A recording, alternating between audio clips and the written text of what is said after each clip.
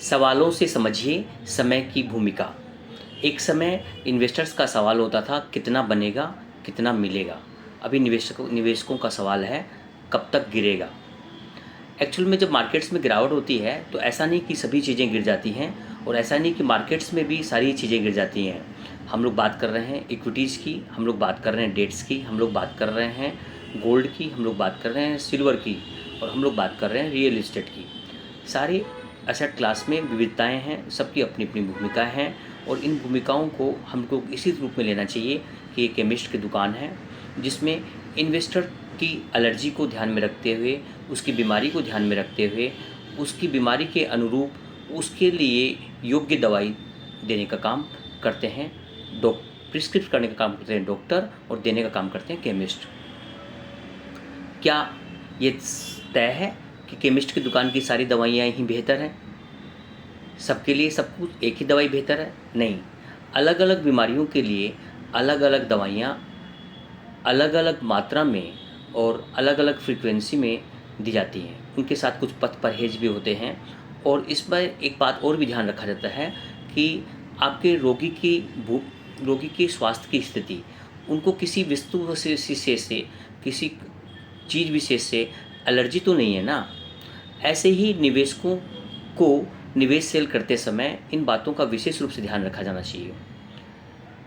याद रहे, केमिस्ट की दुकान में रखी हुई सारी दवाइयाँ सबसे बेहतर है, एक से बेहतर एक है, लेकिन अलग अलग बीमारी के लिए अलग अलग दवाई ही बेहतर है।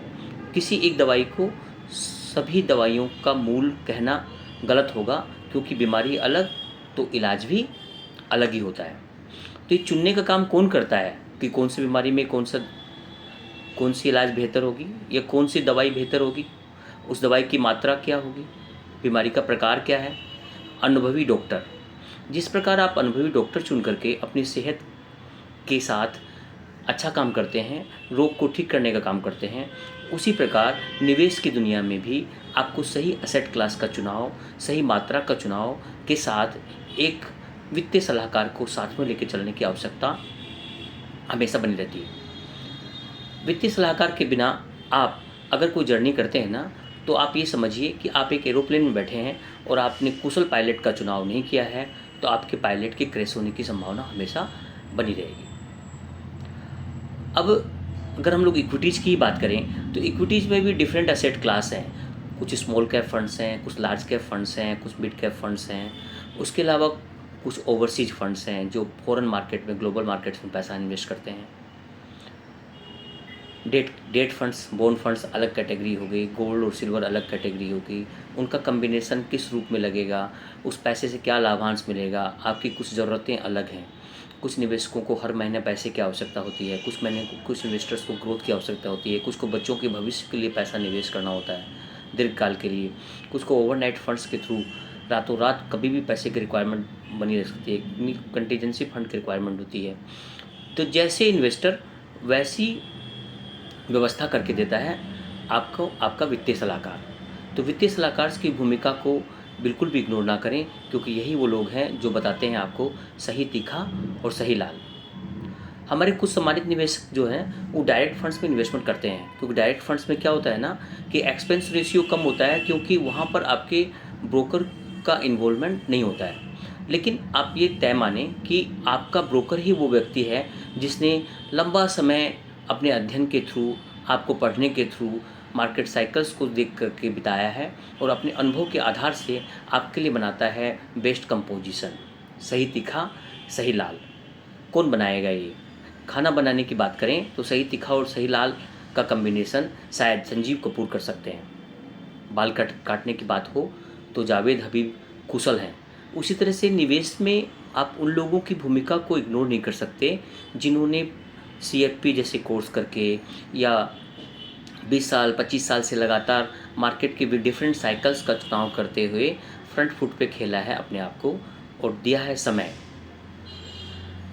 अभी पिछले 3-4 सालों से इन निवेशकों ने मंदी को देखा नहीं है और उनको लगता है कि पैसा बड़ी आसानी से बन जाता है, बाज़ारों में कुछ भी खरीद लीजिए, कुछ भी बेच दीजिए, और फिर जब बाज़ारों में गिरावट आती है तो वो पूरी तरह से अनुत्तरित रहते हैं, क्योंकि उनको ना कोई किसी को सवाल पूछने के वो लायक रहते हैं, न कोई उससे उनको संतुष्टिजनक जवाब मिल पाता है। तो ये स्थिति बड़ी भ्रम की स्थिति हो जाती है और इसी स्थिति को कन्फ्यूजन की स्थिति कहते हैं।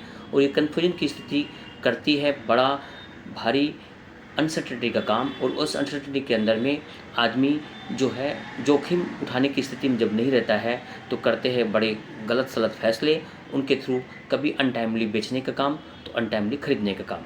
तेज़ी को देख करके आप एक्साइटमेंट में खरीदते हैं और तेज़ी होने पर थोड़ा खुश होते हैं, थोड़ी मंदी होने पर आप अपने पेशेंस को बनाए रखते हैं, लेकिन ज़्यादा मंदी होने पर आप फिर अनुत्रित होकर के अपना पेशेंस लूज़ कर देते हैं और माल को बेच देते हैं। थोड़ा और गिरने पर आप फिर खुश होते हैं कि चलो मैं तो निकल गया, और फिर मार्केट फिर तेज़ होना शुरू होता है और मार्केट की अनवरत यात्रा साइकिल बाय साइकिल चलती रहती है। इन साइकिल्स को कौन पहचानेगा? क्या आम निवेशक जिसकी अपनी प्रतिबद्धताएं हैं, जिनकी अपनी फैमिली है, बच्चे हैं, या जिनका अपना कमिटमेंट्स है अपने जॉब के प्रति, अपने व्यापार के प्रति, अपने इंडिविजुअल काम के प्रति, क्या उनके पास इतना समय है कि वो मार्केट की विविधताओं को अच्छे से अध्ययन कर सकें? मेरा जवाब है शायद नहीं। तो अगर आपका जवाब भी नहीं है तो क्यों नहीं आप वित्तीय सलाहकारों के साथ अपनी फाइनेंशियल जर्नी को जारी रखते हैं।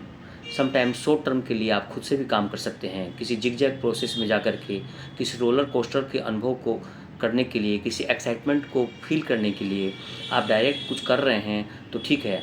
अदरवाइज अगर आप सीरियस हैं और गंभीर हैं अपने वित्तीय लक्ष्यों को लेकर के, तो फिर आपको किसी न किसी वित्तीय सलाहकार के साथ ही अपनी वित्तीय यात्रा को पूरी करनी चाहिए, क्योंकि वो लोग हैं जो आपके लिए करते हैं गोल बेस्ड इन्वेस्टिंग का काम, आपके इन्वेस्टमेंट के ऊपर लगाते हैं आरएमएस, अपनी बुद्धि, और आपको ले कराते हैं इस आर्थिक महाभारत में विजय की प्राप्ति। चलिए, एक चैप्टर तो ये हो गया। अब सवाल क्या था? बाजार कब तक गिरेगा? ठीक है, पहले इस सवाल का जवाब देने के पहले आप इस बात को समझिए कि बाजार बढ़ा क्यों था, बाजार बढ़ता कैसे है, बाजार किन स्थितियों में बढ़ता है और किस गति से बढ़ता है, कौन से फैक्टर्स हैं जो बाजार को बढ़ाते हैं, ये फंडामेंटल क्या हैं, ये टेक्निकल क्या हैं, इन चीज़ों को समझना ज़रूरी है। नॉमिनल जीडीपी से मार्केट में ग्रोथ आती है। नॉमिनल जीडीपी क्या है? GDP plus inflation. Nominal GDP, अभी देश में 5-6% का इन्फ्लेशन है और 5-6% की जीडीपी है, तो आपका साधारण रिटर्न 11-12% का आता है। अब है क्या कि अगर इक्विटीज़ में क्या होता है कि आपने ज़्यादा रिस्क लिया है, तो आप लार्ज कैप फंड्स में 11-12% की जगह पर सिलेक्टिव पोर्टफोलियो में कहीं 13-14% की संभावना को तलाश सकते हैं। मिड कैप में 16% की संभावना को देख सकते हैं। स्मॉल कैप में 17-18% की संभावना को लेकर के आप लॉन्ग टर्म में चल सकते हैं। जितना ज़्यादा रिस्क होगा, रिटर्न भी लॉन्ग टर्म में उतना ही ज़्यादा होगा। लेकिन अब आपको ये समझना होगा, अगर बाज़ारों ने पिछले 3-4 सालों से लगातार 25% का पॉजिटिव रिटर्न दिया है, यानी कि आप 17-18% की जेन्युइन ग्रोथ के बदले आपके मार्केट्स ने आपको 25% का रिटर्न जनरेट करते हुए 3 सालों में 21% का अल्फ़ा क्रिएट कर दिया है, तो आगे क्या? अब अगर 1 साल बाज़ार ने कोई रिटर्न नहीं दिया, या 1 साल बाज़ार ने कोई रिटर्न नहीं देकर के 10-15%, 20% का नेगेटिव रिटर्न दे दिया है, तो आगे के सालों के लिए वो ज़मीन तैयार करने का काम किया है मार्केट से।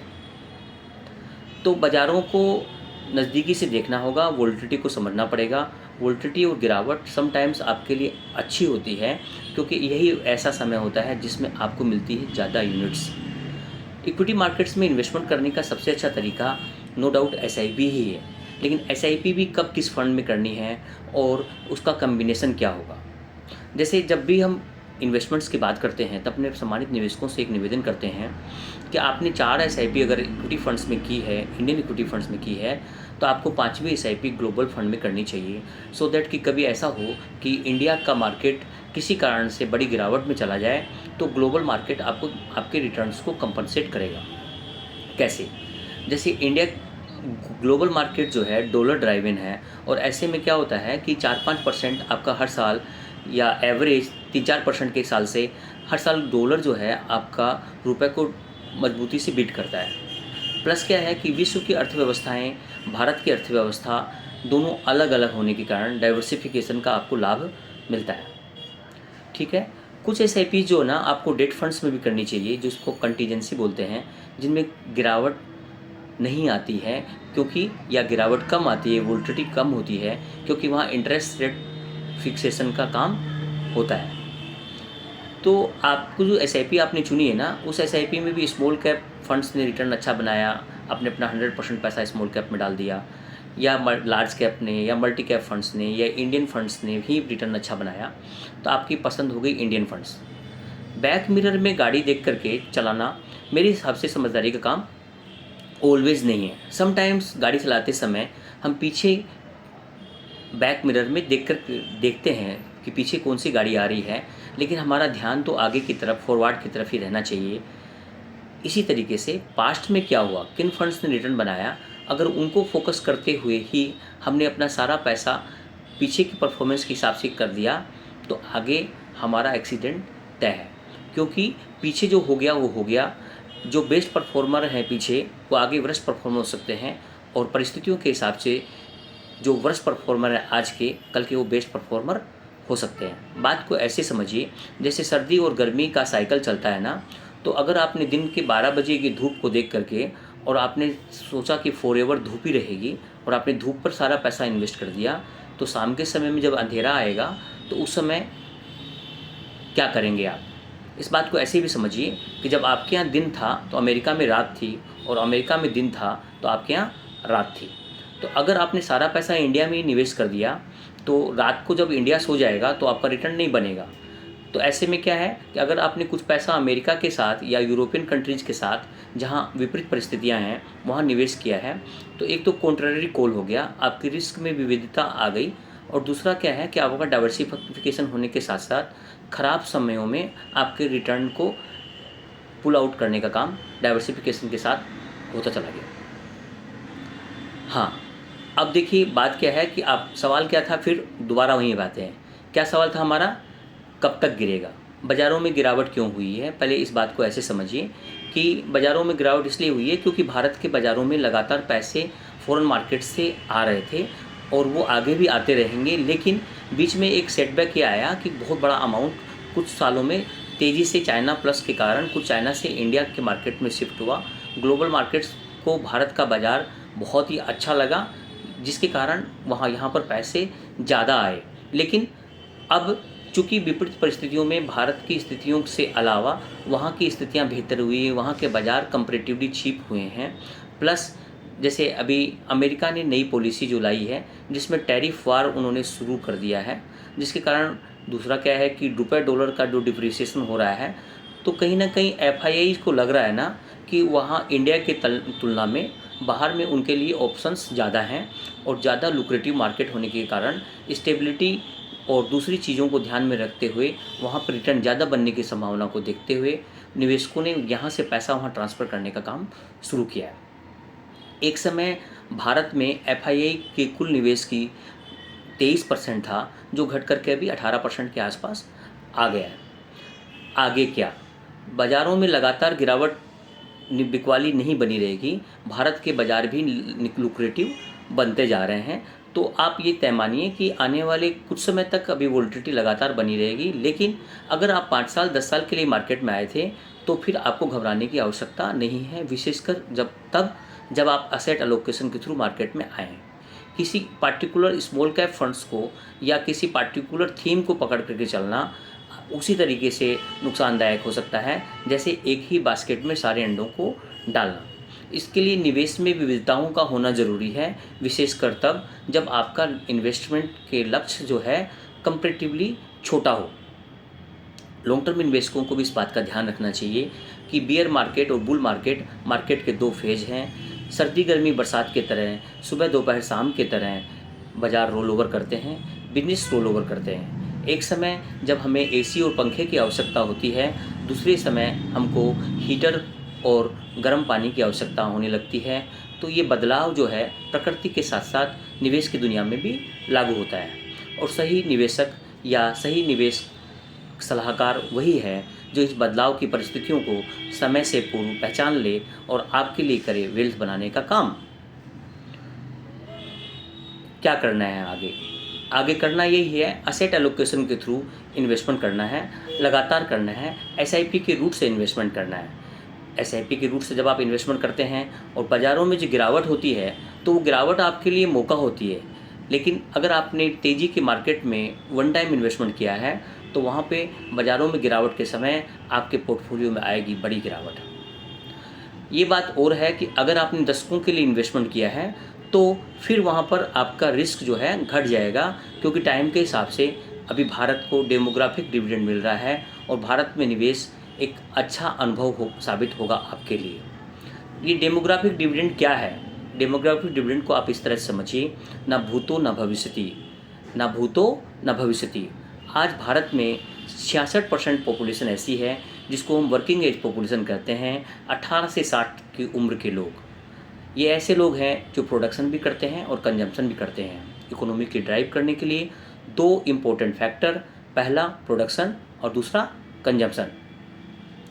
युवा, वर्किंग एज पॉपुलेशन, ये वो लोग हैं जो जिनके पास अकूत क्षमताएं हैं, जिनके पास काम करने की क्षमता है, जो आपको अच्छा आउटपुट दे सकते हैं प्रोडक्शन के क्षेत्र में। और यही वो लोग हैं जो कंजम्पशन करते हैं, यानी दिल खोल के खर्चा करते हैं, क्योंकि होती है परचेजिंग पावर इनके पास। और इकोनॉमी के ड्राइव के लिए यही दो चीज़ें इंपॉर्टेंट रोल प्ले करती हैं। विश्व की सबसे बड़ी अर्थव्यवस्था कौन है? विश्व की सबसे बड़ी अर्थव्यवस्था है यूएस। यूएस में क्या है? यूएस क्यों है वर्ल्ड की सबसे बड़ी अर्थव्यवस्था? क्योंकि वहाँ पे कंजम्पशन है। कंजम्पशन मतलब हुआ कि जहाँ उदाहरण के तौर पर आप इसको ऐसे समझिए कि भारत में अगर प्रति व्यक्ति खर्च जो है 5,000 रुपया है किसी पार्टिकुलर सेगमेंट में, तो अमेरिका में वो खर्च औसतन 50,000 रुपया है। यानी कि वो एक औसत अमेरिकन भारतीय की तुलना में कम से कम 10 गुना ज़्यादा खर्च करता है। इसी के कारण वहाँ आबादी हमसे कम होने के बावजूद वो कंजम्पशन के बल पर पूरी दुनिया की बादशाहत हासिल किए हुए। तस्वीर के दूसरे पहलू को देखिए। तस्वीर का दूसरा पहलू क्या? विश्व की दूसरी सबसे बड़ी अर्थव्यवस्था चाइना। क्यों? चाइना ने मैन्युफैक्चरिंग को अपना हथियार बनाया और पूरी दुनिया को सबसे ज़्यादा एक्सपोर्ट करने वाली अर्थव्यवस्था है चाइना, मैन्युफैक्चरिंग के थ्रू। अब इन दो स्थितियों में भारत को समझिए। भारत के पास है आज युवाओं की सबसे बड़ी जनसंख्या। एक समय चाइना ने जो वन चाइल्ड पॉलिसी लाई, उस समय के लिए उसको लगा कि हमने बहुत अच्छा काम किया है आबादी को नियंत्रण करके। लेकिन आज बदली हुई परिस्थितियों में उनके यहाँ हो गया है समस्या, क्योंकि उनके यहाँ अब तेज़ी से घट रही है यूथ्स की संख्या और बढ़ रही है बुजुर्गों की संख्या। हमारे यहाँ क्या है कि हम यूथ्स की संख्या में सबसे आगे हैं, विश्व में सबसे बड़े हैं, तो हमारे यहाँ प्रोडक्शन भी होगा चाइना से की तरह, और आने वाले समय में हम चाइना से आगे निकलने की क्षमता भी रखते हैं अपने आप में। और चूँकि हमारी पर कैपिटा इनकम बढ़ रही है, प्लस हमारी सोच में बदलाव आ रहा है। एक समय था जब हम पैसा बचाने के लिए समय खर्च करते थे, मीलों पैदल चलते थे, सो दैट कि कुछ भाड़ा के रूप में खर्च होने वाली राशि को बचाया जा सके। लेकिन आज हमने हवाई जहाज़ और बुलेट ट्रेन्स और जो द्रुतगामी के वाहन हैं, उनको चुनते हुए समय को बचाने का काम किया। चमड़ी जाए पर दमड़ी न जाए से दमड़ी अपनी हो तो चलेगी, उधार की हो तो भी चलेगी, पर हम अपनी चमड़ी के साथ कोई कंप्रोमाइज़ नहीं करेंगे, यानी अपनी फैसिलिटी के साथ कोई कंप्रोमाइज़ नहीं करेंगे। यही सोच है बदलाव का सूचक। तो अब इस बात को ऐसे समझिए कि जब कंजम्पशन में मांगे होंगे, जब प्रोडक्शन में मांगे होंगे, तो दुनिया की कौन सी ताकत है जो हमें रोक पाएगी? कोई ऐसी बात नहीं है, लेकिन वोलेटिलिटी जो है वो हर एसेट क्लास का नियम होती है, और शॉर्ट टर्म निवेशकों को और लॉन्ग टर्म निवेशकों को एक तरह का ट्रीटमेंट नहीं देना चाहिए। सारे अंडों को एक टोकरी में भी नहीं डालना चाहिए। यानी फिर आ जाती है बात डायग्नोसिस की। व्यक्ति विशेष का डायग्नोसिस अलग अलग होना चाहिए। सभी लोगों की रिस्क एपेटाइट अलग अलग होती है और उनका नेचर अलग अलग होता है, उनका बिहेवियर अलग अलग होता है, उनकी रिक्वायरमेंट्स अलग अलग होती है, उनकी रिस्क उठाने की क्षमता अलग अलग होती है, और सबसे बड़ी बात है उनकी फाइनेंशियल कैपेसिटी और परिवार का स्ट्रक्चर भी अलग अलग होता है। ऐसे में बढ़ जाती है आर्थिक सलाहकारों की भूमिका, और वैसी उसी सलाह के मद्देनज़र याद किए जाते हैं आपके विशेषज्ञ। तो विशेषज्ञों की भूमिका को इग्नोर करना कहीं से भी लॉजिकल नहीं है। अब है क्या कि कब तक, कितना, कब कब क्या क्या सलाह ली जाए। सबसे बड़ी बात क्या है कि आपने एक बड़ा फाइनेंशियल प्लानिंग किया है, तो उसमें आपके गोल भी अलग अलग हैं। कुछ आपके शॉर्ट टर्म गोल हैं, कुछ आपके लॉन्ग टर्म गोल हैं, कुछ ऐसे गोल्स हैं जो आपको रिटायरमेंट के लिए, आपको जीवन भर आपकी आवश्यकताओं की पूर्ति के लिए, आपको फाइनेंशियल फ्रीडम के लिए चाहिए। कुछ बच्चों की शादी या उनकी हायर एजुकेशन से रिलेटेड गोल हैं। कोई आपके ड्रीम वेकेशन की गोल हो सकती है, कोई ड्रीम कार की गोल हो सकती है।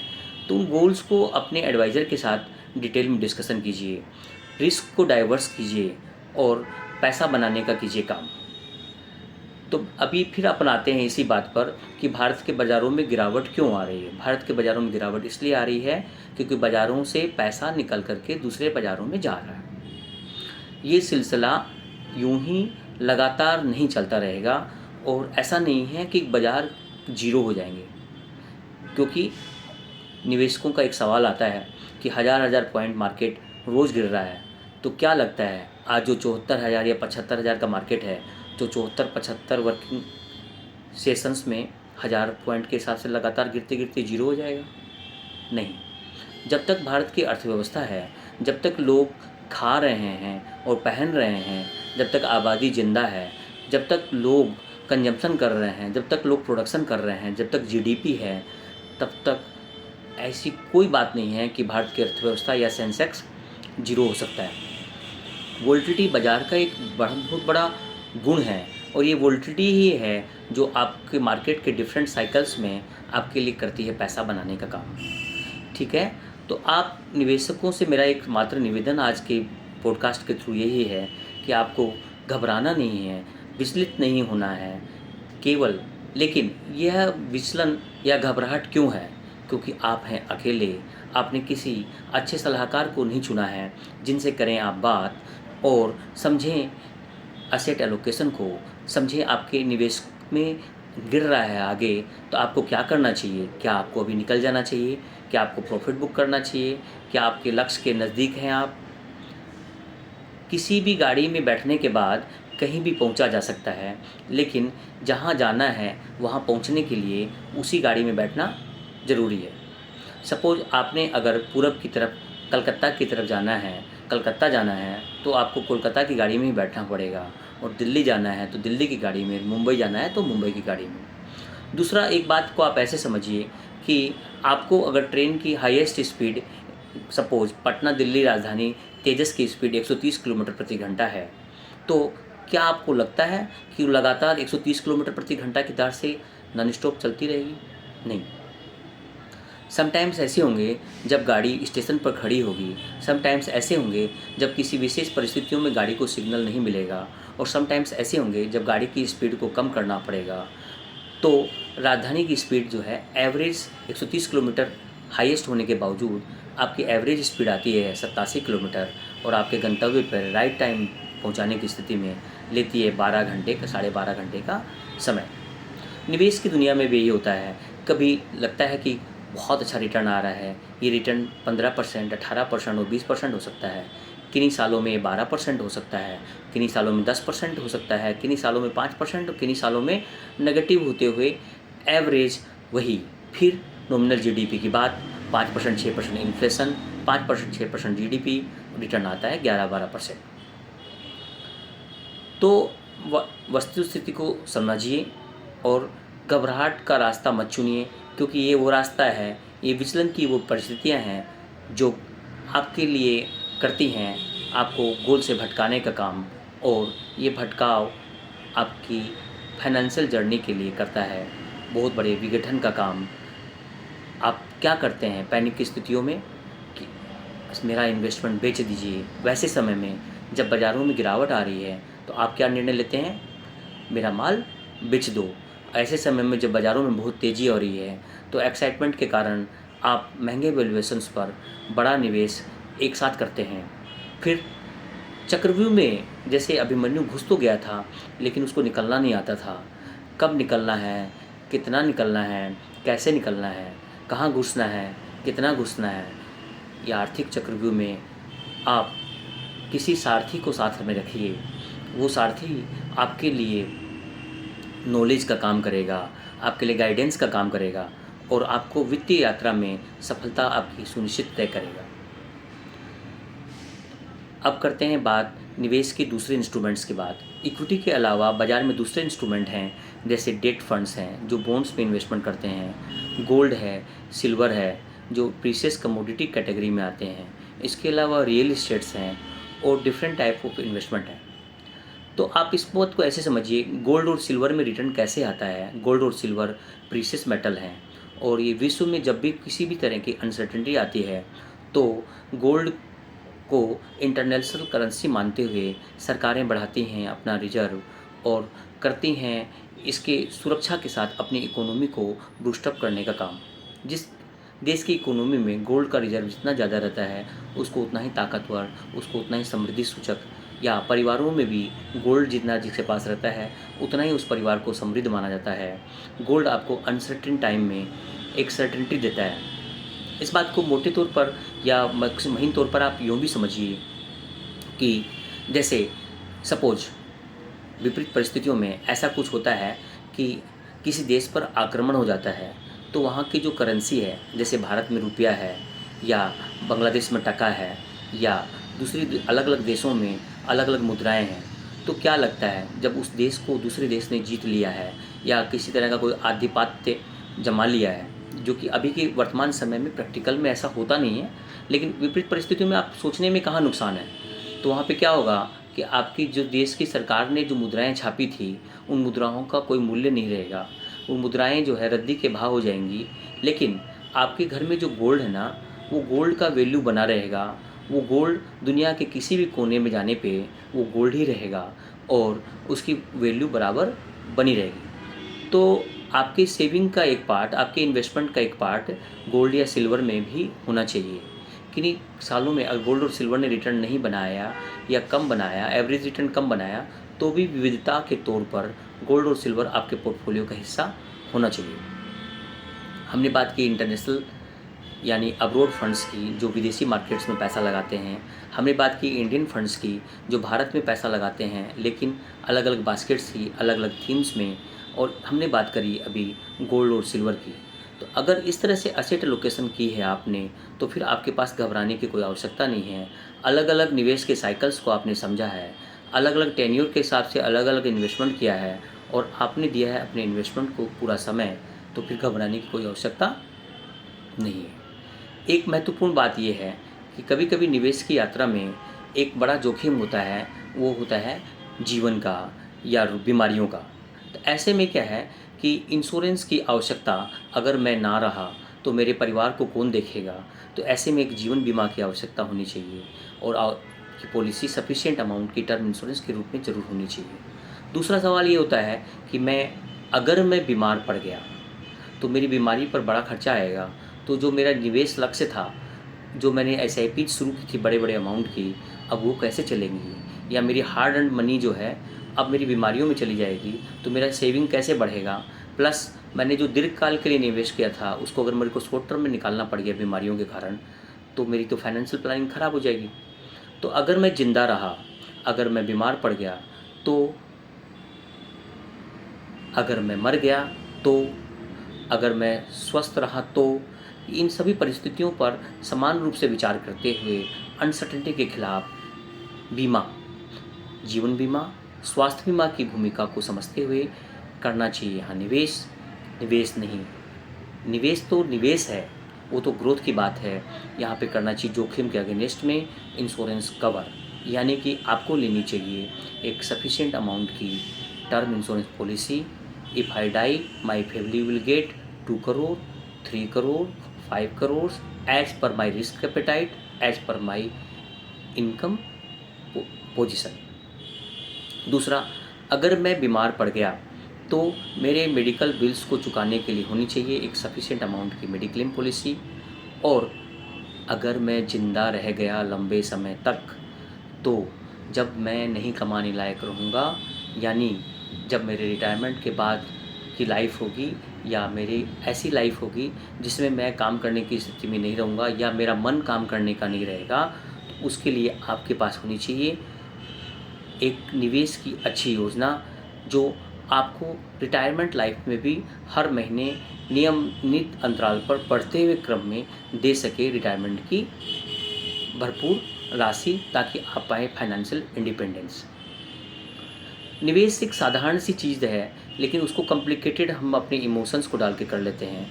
बस करना क्या होता है, सही तीखा और सही लाल का कॉम्बिनेशन बनाते हुए, जैसे रेसिपी बनाते हैं हम लोग, हल्दी, मिर्ची, धनिया या गरम मसालों को कॉम्बिनेशन डाल करके सब्ज़ी को स्वादिष्ट बनाया जाता है, सुपाच्य बनाया जाता है। दवाओं का सिलेक्शन डॉक्टर्स करते हैं, उसी तरह फाइनेंशियल प्रोडक्ट्स का सिलेक्शन सही करके आपकी सही ज़रूरत को पहचानते हैं आपके डिस्ट्रीब्यूटर्स, आपके वित्तीय सलाहकार। ठीक है?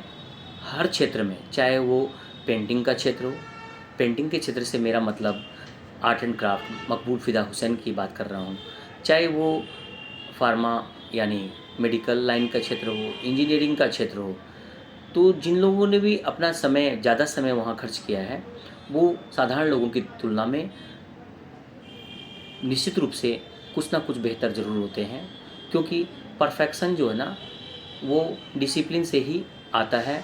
और करत करत अभ्यास से जड़मति होत सुजान का जो रूल है, वो अविभाज्य है, अत्याज्य है। देखिए, होता क्या है ना, कि सबसे इम्पोर्टेंट बात क्या है ना, कि अपन जब भी बात करते हैं ना, हम इस बात को हमेशा ध्यान में रखते हैं कि आपको एक बात समझाना चाहते हैं, मनुष्य की उपयोगिता क्या है, चीज़ों की उपयोगिता क्या है, ठीक है? और कैसे चीज़ें सस्ती लगती हैं, कैसे महंगी लगती हैं। जैसे पिछले दिनों हम आपको एक बात बोलना चाहते हैं, क्या